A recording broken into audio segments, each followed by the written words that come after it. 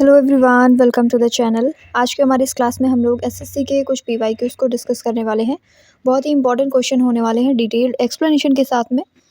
SSC के सभी exams के लिए ये क्लास बहुत ही हेल्पफुल रहेगी। आइए स्टार्ट करते हैं अपने फर्स्ट क्वेश्चन से। हर्षवर्धन राजवंश जो है वो कितने विशिष्ट प्रकार के क्षेत्रों में विभाजित था? तो हर्षवर्धन राजवंश 2 प्रकार के विशिष्ट क्षेत्रों में विभाजित था। पहला था प्रत्यक्ष रूप से प्रशासित क्षेत्र और दूसरा था सामंती राज्य। हर्षवर्धन वंश को पुष्यभूति वंश के नाम से भी जानते हैं। बहुत ही इंपॉर्टेंट पॉइंट है, ध्यान में रखेंगे। ये 2 टाइप के विशिष्ट प्रकार के क्षेत्रों में विभाजित था और वो क्षेत्र कौन कौन से थे? एक थे डायरेक्टली एडमिनिस्टर्ड एरियाज यानी प्रत्यक्ष रूप से प्रशासित क्षेत्र और दूसरे थे सामंती राज्य। भारत के निम्नलिखित में से किस राज्य में नोक्रेम त्यौहार मनाया जाता है? तो ये त्यौहार जो है मेघालय में मनाया जाता है। मेघालय हमारे नॉर्थ ईस्ट का एक स्टेट है। नोक्रेम नृत्य की बात करें तो मेघालय का एक धार्मिक नृत्य उत्सव है ये। मेघालय में जो खासी ट्राइब है, मेघालय में 3 तरीके की ट्राइब्स हैं, एक गारो, एक खासी और एक है जयंतिया। तो ये जो खासी ट्राइब है इसके द्वारा मनाया जाने वाला एक लोकप्रिय फसल उत्सव है, हार्वेस्ट फेस्टिवल है ये। ये त्यौहार अच्छी फसल और समृद्धि के लिए देवी काबली सिंसर को समर्पित है। टीपू सुल्तान मैसूर का शासक कब बना? तो टीपू सुल्तान जो है ये मैसूर का शासक बना था 1782 में यानी 1782 में। अपने पिता हैदर अली के बाद मैसूर का शासक बना था ये। उसके शासनकाल के दौरान कैलेंडर और एक नई सिक्का प्रणाली शुरू की गई थी। कॉइनेज सिस्टम स्टार्ट किया गया था उसकी शासन प्रणाली में। 4 मई 1799 को श्रीरंगपट्टनम में उसकी मृत्यु हो गई। दुलीप ट्रॉफी का संबंध किससे है? तो दुलीप ट्रॉफी का संबंध है क्रिकेट से। इस टूर्नामेंट का नाम नवानगर के कुमार श्री दुलीप सिंह जी के नाम पर रखा गया है। इसकी शुरुआत हुई थी भारतीय क्रिकेट कंट्रोल बोर्ड के द्वारा 1961 to 62 में इसकी स्टार्टिंग की गई थी बीसीसीआई के द्वारा। Green revolution can also be termed as, हरित क्रांति को इस प्रकार भी कहा जा सकता है। तो हरित क्रांति जो है वो कृषि क्रांति भी कहलाती है यानी एग्रीकल्चरल रिवॉल्यूशन भी इसे कहते हैं। 20वीं सदी की स्टार्टिंग में स्टार्ट हुआ था ये और 1980s के दशक के अंत में दुनिया भर में ये फैल गया। फूड प्रोडक्शन में इससे बहुत ही अधिक वृद्धि हमें देखने को मिली है। प्रोफेसर MS स्वामीनाथन जो थे, इनको गेहूं और चावल का उत्पादन बढ़ाने के लिए उनके काम के लिए भारत की हरित क्रांति की जनक यानी father of the green revolution of India के नाम से भी जाना जाता है। हरित क्रांति के बाद से ही हमारे देश में गेहूं और चावल की उत्पादन में बहुत ज़्यादा वृद्धि देखने को मिली है। निम्नलिखित में से कौन सा भारत में नृत्य के लिए सर्वोच्च पुरस्कार है? तो the highest award for dance in India is संगीत नाटक अकेडमी अवार्ड। संगीत नाटक अकेडमी अवार्ड को अकेडमी अवार्ड के नाम से भी जाना जाता है। प्रदर्शन कला के क्षेत्र में लोगों को दिया जाने वाला सर्वोच्च भारतीय सम्मान है ये। संगीत नाटक अकेडमी जो है ये भारत की राष्ट्रीय संगीत नृत्य और नाटक अकेडमी के द्वारा दिया जाता है। नेक्स्ट क्वेश्चन, 2011 की जनगणना के अकॉर्डिंग कौन से राज्य में महिला साक्षरता दर सबसे कम है? तो सबसे कम महिला साक्षरता दर राजस्थान में है।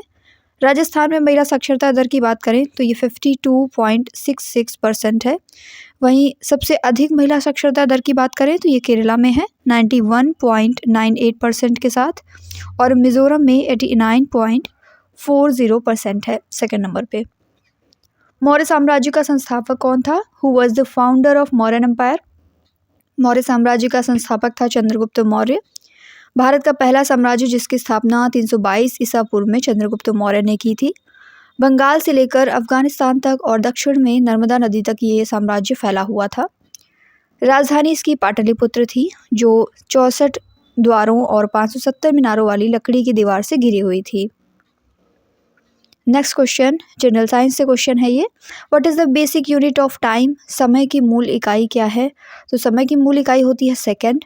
समय की अदर यूनिट्स हैं जैसे कि मिनट है, घंटा है, ये सभी सेकंड से ली गई हैं। 1 मिनट जो है वो 60 सेकंड्स के इक्वल होता है और वहीं पर 60 मिनट्स जो हैं वो इक्वल होते हैं 1 आवर के। सेकंड का यूज़ किया जाता है फिजिक्स में, मैथमेटिक्स में और भी कई सारे क्षेत्रों में किया जाता है। चीनी उद्योग के लिए प्राथमिक कच्चा माल क्या है? Primary raw material for sugar industry. तो इसके लिए गन्ने का यूज़ किया जाता है। गन्ना जो है वो एक उष्णकटिबंधीय घास है जो कि भारत, दक्षिण पूर्व एशिया और न्यू गिनिया में पाई जाती है। सफ़ेद चीनी बनाने के लिए यानी वाइट शुगर को प्रोडक्शन करने के लिए गन्ने को रासायनिक उपचारों से संसाधित किया जाता है। चीनी उत्पादन में प्रयुक्त अन्य कच्चे माल में चीनी का रस, शहद और गुड़, जैगरी वगैरह इसमें शामिल है।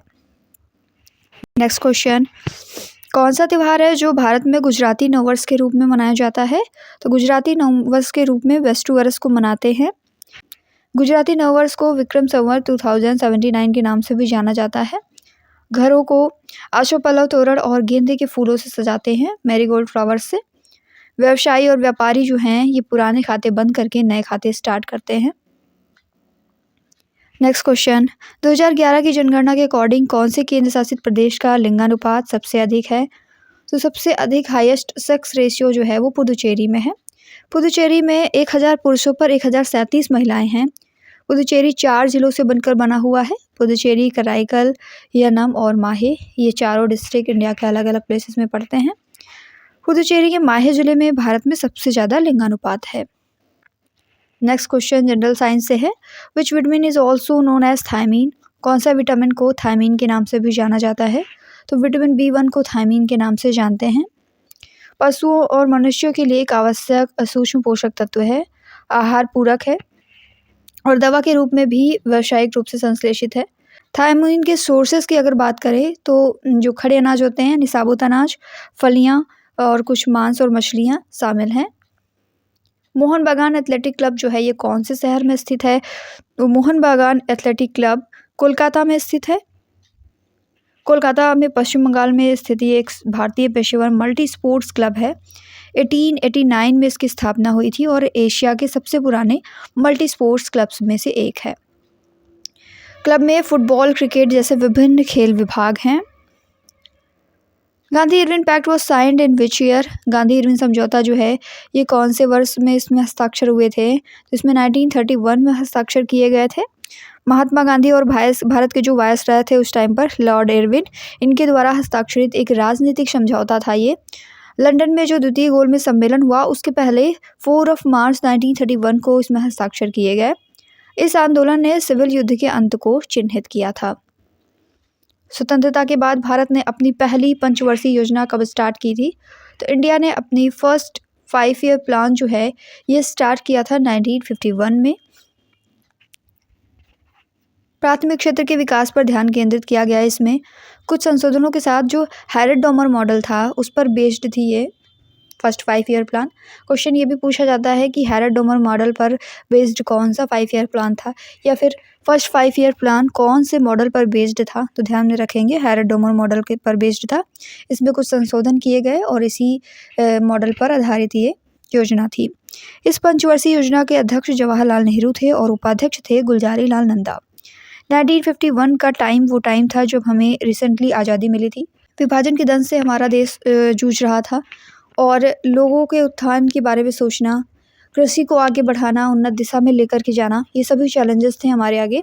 तो जो प्राइमरी हमारा सेक्टर है, एग्रीकल्चर का सेक्टर, उसको आगे बढ़ाना, इन सभी चीज़ों पर इसमें ध्यान दिया गया। तो फर्स्ट 5 ईयर प्लान जो है ये स्टार्ट किया गया था 1951 में। Next question, what is the chemical formula of calcium carbonate? So calcium carbonate का केमिकल फार्मूला होता है CaCO3। ऑप्शन नंबर बी हमारा करेक्ट है। कैल्शियम कार्बोनेट का सामान्य नाम है चूना पत्थर और ये वाइट कलर का होता है। अपच और पेट की खराबी से राहत के लिए एंटासिड के रूप में इसका यूज किया जाता है। फूड सप्लीमेंट है, आहार अनुपूरक है और ये कैल्शियम की मात्रा जब बॉडी में कम हो जाती है तब यूज़ करते हैं इसको। क्रिप्स मिशन जो है वो भारत में कौन से ईयर में आया था? तो ये इंडिया में आया था 1942 में। ब्रिटिश गवर्नमेंट द्वारा भारत के पूर्ण सहयोग और समर्थन प्राप्त करने का यह असफल प्रयास था। 1942 के अंत में ये हुआ था। इस मिशन का नेतृत्व किया था वरिष्ठ मंत्री स्टैफोर्ड क्रिप्स ने। भारतीय संविधान का कौन सा अनुच्छेद जो है वो फंडामेंटल राइट्स के प्रवर्तन के संबंध में सर्वोच्च न्यायालय को व्यापक प्रारंभिक अधिकारिता प्रदान करता है? Which article of the Indian Constitution gives an extensive original jurisdiction to the Supreme Court in regard to enforcement of the fundamental rights? तो ये देता है article 32। Doctor B R Ambedkar जो थे इन्होंने आर्टिकल 32 को संविधान का हृदय और आत्मा कहा था, soul and heart of constitution. ये सुनिश्चित करता है कि नागरिक अपने मौलिक अधिकारों का उल्लंघन होने पर न्याय की मांग कर सकते हैं। इसके लिए जो सुप्रीम कोर्ट है इंडिया का, वो जब भी फंडामेंटल राइट्स का हनन होता है तो उनको लागू करने के लिए ऑर्डर्स या फिर रिट्स जारी कर सकता है। ऋग्वेद जो है वो सबसे प्राचीन वेद है और इसकी रचना लगभग कितने वर्ष पूर्व हुई थी? तो इसकी रचना हुई थी 3500 साल पहले। ऋग्वेद संहिता इसका मूल ग्रंथ है और 10 पुस्तकों यानी मंडलों का संग्रह है। इसमें लगभग 10,600 श्लोक हैं और 1028 सूक्त हैं। भारतीय संविधान के कौन से अनुच्छेद जो है धार्मिक स्वतंत्रता के अधिकार से संबंधित है? Which among the following articles of the Indian Constitution deal with the right to freedom of religion? Article 25 से 28 तक जो है रिलीजन से रिलेटेड है। धर्मनिरपेक्षता और व्यक्तिगत स्वतंत्रता का मूलभूत स्तंभ है ये। हर एक नागरिक को धार्मिक रूप से स्वतंत्र होने, उसका अभ्यास करने, किसी भी धर्म को मानने, उसका प्रचार करने का अधिकार सुनिश्चित करते हैं ये। नागरिक अपने पसंद के किसी भी धर्म का प्रचार कर सकते हैं, अभ्यास कर सकते हैं। इन सभी चीज़ों के लिए नागरिक स्वतंत्र हैं। कुडनकुलम परमाणु ऊर्जा संयंत्र जो है ये कौन से राज्य में स्थापित है? In which state Kudankulam nuclear power plant is established? तो ये तमिलनाडु में स्थापित है। भारत का सबसे बड़ा परमाणु ऊर्जा स्टेशन है ये। तमिलनाडु के तिरुनेलवेली के जिले के कुडनकुलम में स्थित है ये। इस प्लांट का निर्माण 31 मार्च 2002 को स्टार्ट हुआ था। सैखों मीराबाई चानू जो हैं ये किससे रिलेटेड हैं? तो ये भारतीय भारोत्तोलक हैं यानी इंडियन वेट लिफ्टर हैं ये। इनका जन्म हुआ था 9 अगस्त 1994 को। 2020 का जो टोक्यो ओलंपिक था उसमें महिलाओं की 49 किलोग्राम स्पर्धा में इन्होंने सिल्वर मेडल जीता था। 2018 में भारत सरकार के द्वारा पद्मश्री और मेजर ध्यानचंद खेल रत्न से भी इनको सम्मानित किया गया। With respect to money and banking, what does SLR stands for? तो SLR का फुल फॉर्म होता है वैधानिक तरलता अनुपात। SLR जो है वो बैंक की जो भी जमा राशियाँ हैं उनका वो प्रतिशत होता है जिसे सोने, नकदी या फिर सरकार के द्वारा अनुमोदित प्रतिभूतियों में रखा जाना चाहिए। कौन सा शास्त्रीय नृत्य जो है केरल से रिलेटेड है? सो केरल से रिलेटेड है मोहिनीअट्टम। केरल में 2 मूल शास्त्रीय नृत्य शैलियाँ हैं, मोहिनीअट्टम और कथकली। भारत की पहली पंचवर्षीय योजना किस मॉडल पर बेस्ड थी? तो ये थी हैरड डोमर मॉडल पर बेस्ड। भारत की पहली पंचवर्षीय योजना जो है 1951 से 1956 तक भारत के पहले प्रधानमंत्री जवाहरलाल नेहरू के नेतृत्व में स्टार्ट की गई थी। इसका आदर्श वाक्य था कृषि का विकास और इसका मेन एम था राष्ट्र के विभाजन, द्वितीय विश्व युद्ध के कारण जो भी उत्पन्न समस्याएं थी उनको हल करना। रिसेंटली 1947 में इंडिया डिवाइड हुआ था इंडिया एंड पाकिस्तान में, तो उस डिवीज़न से उत्पन्न हुई जितनी भी परेशानियां थी, जो हमारे खेती का सेक्टर था, प्राइमरी सेक्टर, उसकी समस्याओं को दूर करना इस पंचवर्षीय योजना का उद्देश्य था।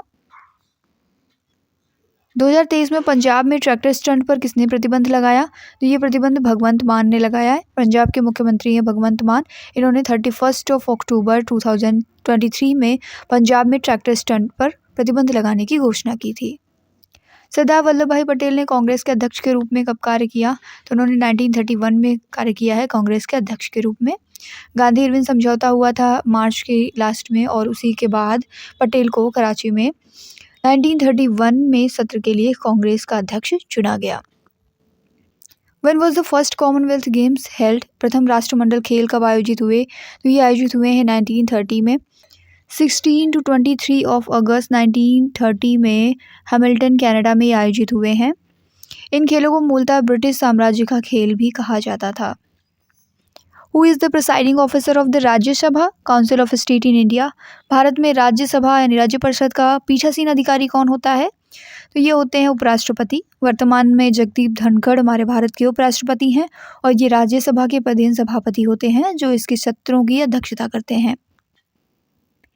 Cellular jail is related to which state और यूटी? सेलुलर जेल का संबंध है अंडमान और निकोबार से। अंडमान और निकोबार इंडिया में बे ऑफ बंगाल में स्थित कुछ आइलैंड्स हैं और सेलुलर जेल जिसे काला पानी के नाम से भी जाना जाता है, ये अंडमान और निकोबार द्वीप समूह में ब्रिटिश औपनिवेशिक जेल थी। यहाँ पर जो भी क्रांतिकारी होते थे या जो उपद्रवी होते थे उनको जेल में यहाँ पर बंद कर दिया जाता था। ग्रीष्म ऋतु में उत्तर भारत में बहने वाली गर्म स्थानीय हवाओं को क्या कहते हैं? तो इन्हें लू कहा जाता है। ऑप्शन नंबर ए हमारा करेक्ट है।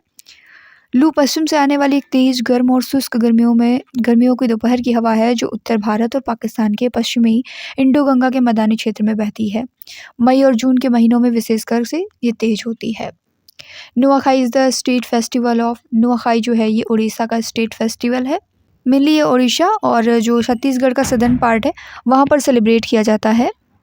हार्वेस्ट फेस्टिवल है ये, चावल के मौसम की शुरुआत का प्रतीक है एक तरीके से। नुआखाई वर्ड को अगर देखें तो इसमें जो नुआ होता है इसका मीन्स है नया और खाई का मीन्स है भोजन, यानी कि ये दो शब्दों का संयोजन है जिसका अगर ट्रांसलेशन करें तो नया भोजन इसका मीन्स होता है। विज्ञान और प्रौद्योगिकी के लिए शांति स्वरूप भटनागर पुरस्कार कौन से विषय को छोड़कर के सभी विषयों में प्रदान किया जाता है? तो ये पृथ्वी, वायुमंडल, महासागर और गृह विज्ञान इन सभी में दिया जाता है। चिकित्सा विज्ञान में भी दिया जाता है और भौतिक विज्ञान में भी दिया जाता है, एक्सेप्ट सामाजिक विज्ञान, यानी ऑप्शन नंबर बी हमारा करेक्ट हो जाएगा। सोशल साइंस में ये अवार्ड नहीं दिया जाता। इस पुरस्कार का नाम वैज्ञानिक और औद्योगिक अनुसंधान परिषद भारत के संस्थापक थे निदेश।